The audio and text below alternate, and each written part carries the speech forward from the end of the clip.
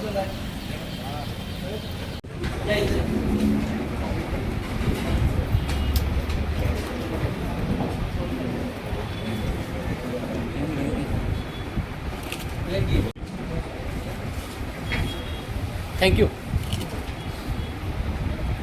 आज कोल्हापूर महापालिकेला महाराष्ट्र शासनाचे नगर विकास विभाग 2चे सचिव के गोविंदराज सर प्रशासकीय आढावा बैठकीच्या निमित्तानं भेट देण्यासाठी आलेले असताना आम्ही काँग्रेस आघाडीच्या वतीनं त्यांच्याकडे काही प्रमुख मागण्या त्यांच्यासमोर ठेवलेल्या आहेत.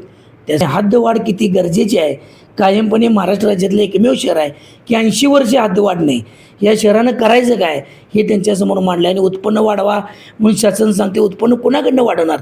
हद्दवाढ पण देत नाही आणि उत्पन्न वाढवा म्हणायचे आणि शेजारच्या ग्रामीण भागाला विशेष दर्जा देऊन आमची हद्दवाढ रोखल्या का काय अशी आमच्यासमोर शंका आहे.